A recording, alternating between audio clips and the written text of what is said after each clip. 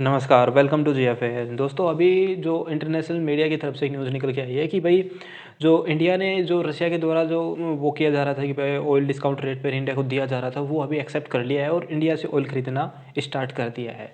और यह डील अभी हुई है और इस पर इंटरनेशनल मीडिया मतलब खूब डिस्कस चल रहा है कि भाई इंडिया ने ये ऑयल स्टार्ट कर दिया है, क्योंकि दोस्तों अभी प्रेजेंट सिनेरियो में ऑयल के जो रेट है प्रेजेंट सिनेरियो में वो लगभग पहुंच चुके हैं भाई 120 130 डॉलर तक तो चल ही रहे हैं। दोस्तों, इसी के साथ जो रशिया से ऑयल ख़रीदा है वो इंडिया ने अभी इंडियन ऑयल कॉरपोरेशन ने अभी ये न्यूज़ दी है कि 3 मिलियन बैरल का रशिया से अभी क्रूड ऑयल ख़रीदा गया है। यह न्यूज़ रिपोर्ट सामने आई है। और दोस्तों, आपको पता होगा कि भाई इसी के हमारे पास कोई ऑप्शन नहीं बचा था कि भाई इसी के अलावा, क्योंकि इंटरनेशनल मीडिया में भाई ऑयल का मतलब रेट बहुत हाई चल चुका है और सिर्फ सऊदी अरेबिया ही हमारा बचा था जहाँ से हम ऑयल ख़रीदने वाले थे।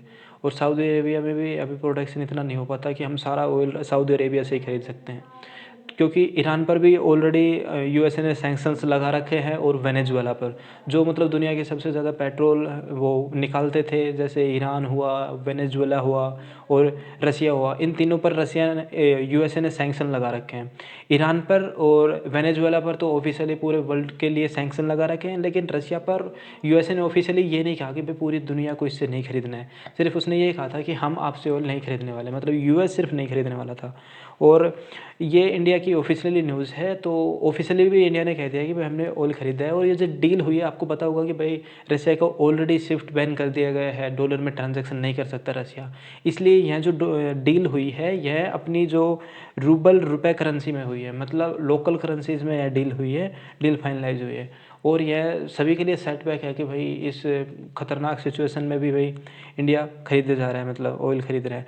और दोस्तों, इसी के साथ हम बात करें तो नाटो कंट्रीज़ है। देखो, मैं बोल रहा हूँ कि भाई रसिया ने वो यूएसए ने सिर्फ सैंक्शन लगाए हैं और किसी ने सैंक्शन नहीं लगाए, और ब्रिटेन ने लगाए हैं कि भाई ऑयल परचेजिंग पे, ठीक है, वो कंट्री सिर्फ नहीं खरीदेंगे। उसके अलावा बहुत सारी नाटो कंट्रीज़ है जो ऑलरेडी अभी भी ऑयल खरीद रही है रसिया से, क्योंकि दोस्तों आपको पता होगा यदि ऑयल बंद हुआ वहाँ से, और सभी नाटो कंट्रीज़ जो अभी यूरोप में स्थित हैं और सबसे पास में रसिया पड़ता है। रसिया में सबसे ज़्यादा लगभग दुनिया का 30% ऑयल प्रोड्यूस करता है वो, ठीक है। 30% आप लगा सकते हो कितना, 30% एकदम से कट होगा तो पूरी दुनिया में क्या हाहाकार मच जाएगा। यदि 30% यदि सभी देश सैंक्शन भी लगा देना तो सभी देशों की इकोनॉमी हिल जाए। वो रसिया पर सैंक्शन नहीं होंगे, एक तरीके से उन्हीं देशों की टेरर मतलब एक इकोनॉमी पर सैंक्शन हो गए। यहाँ पर आप देख सकते हो कि बिल्कुल साफ कहा गया है कि इंडिया ने अभी खरीदा है।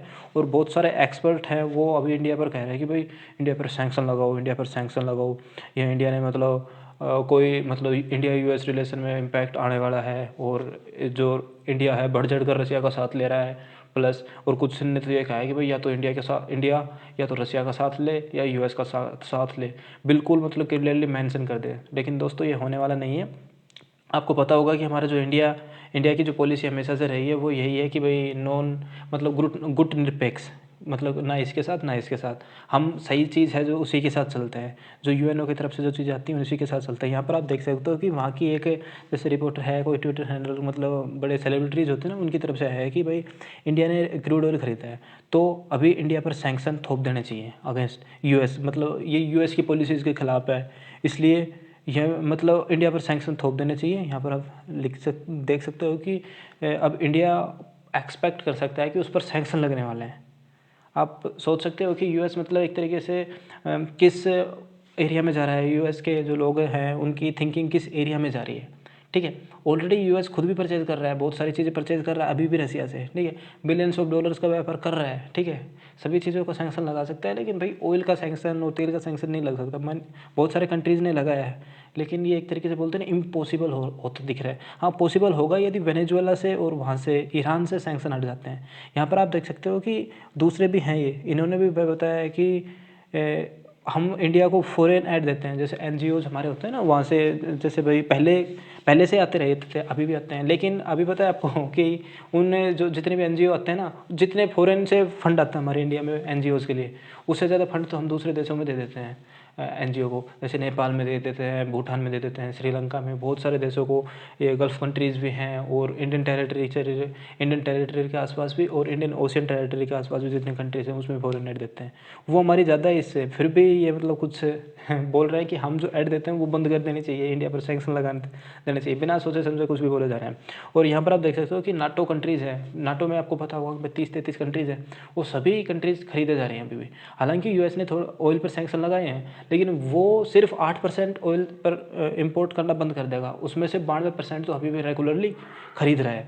इस चीज़ को हम क्लियरली मेंशन कर सकते हैं कि भाई अभी सिर्फ यूएस की तरफ से इसी चीज़ पर सैंक्शन लगाया गया है, और किसी पर सैंक्शन नहीं लगा, किसी मतलब 8%, तो 8% पर ही सैंक्शन लगाया, 8% ही रोका गया है, उसके अलावा खरीदे जा रहा है लगातार।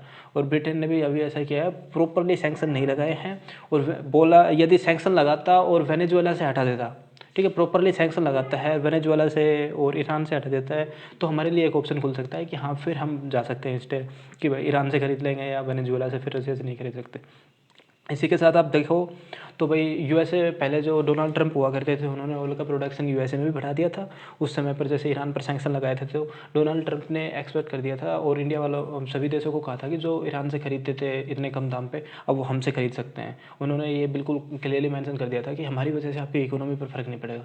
लेकिन अभी जो बाइडन की पॉलिसीज है, उन्होंने बिल्कुल सैंक्शन इम्पोज तो कर दिया रशिया पर, लेकिन इसके अलावा कोई भी नया वो वेरिएंट नहीं, नया सिस्टम नहीं खोला कि भाई आप और कहाँ से खरीद सकते हो। और कहा है कि पूरी दुनिया को कहा है, अपने देश वालों को डायरेक्टली कहा है कि भाई आप महंगाई तो बढ़ेगी, आप कुछ भी करो, ठीक है, सैंक्शन लगेंगे तो महंगाई बढ़ेगी, और महंगाई को फेस करने की तुम्हारे अंदर हिम्मत होनी चाहिए। बस ये क्लियरली मेंशन किया था उन्होंने। यहाँ पर आप देख सकते हो कि नाटो कंट्रीज भी लगातार इंपोर्ट कर रही है रशिया से, और रशिया भी एक्सपोर्ट किया जा रहा है बिलियंस ऑफ डॉलर का।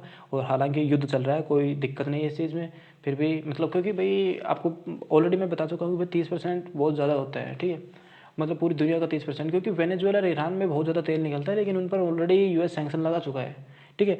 यूएसए का मतलब लगभग चल रहा है, ईरान पर तो मतलब ईरान से तो तेल निकलने नहीं दे रहा, ठीक है, न्यूक्लियर डील है उसकी वजह से निकलने ही नहीं दे रहा है, ठीक है। और सऊदी अरेबिया से, और ये इसमें कुछ 2-4 कंपनियां हैं, यही जैसे ओपेक कंट्री से यही ऑयल डिसाइड करते हैं, ठीक है। ओपेक कंट्री में वेनेजुएला भी आता है, ईरान भी आता है, और ये रशिया भी आता है, ठीक है। तो इस चीज़ को देख सकते हो आप, फिर भी अब रशिया से खरीदते थे ना। यहाँ पर आप देख सकते हो कि भाई ये रशिया की जो गैस है, गैस आपको पता होगा नॉर्ड स्ट्रीम 2 करके, अभी जर्मनी ने बिल्कुल इस पर रोक लगा दी है, जो भी काम चल रहा था उस पर रोक लगा दी है। लेकिन दोस्तों आपको पता होगा कि जैसे मोस्टली कंट्रीज़, ये जैसे यूरोपियन कंट्री हैं, ये मतलब नॉर्थ एरिया में स्थित हैं, तो वहाँ पर ठंड बहुत ज़्यादा पड़ती है, बर्फ़ पड़ती रहती है, सर्दियों में बहुत खतरनाक ठंड होती है। तो इसलिए वहाँ पर जो घर में अंदर रहते हैं, तो वहाँ पर गैस जाती है घर को गर्म करने के लिए। इसलिए यूएस वहाँ से रशिया से लगातार, मतलब एक तरीके से अपने यहाँ पर नहीं होता है कि वही नोजल वाली लाइन बिछा देते हैं, वैसे जैसे अपने देश में जगह जगह पर पेट्रोल वाली लाइन जा रही है, इसी प्रकार से वे रशिया से डायरेक्ट लाइन जा रही है, और वहाँ से सभी घरों में मतलब सप्लाई करते रहते हैं। तो अब वो इसको लगाना तो उनके लिए बहुत सेटबैक सिद्ध हो रहा है, और उनकी इकोनॉमी को बहुत खतरनाक वो पहुँचा रहा है।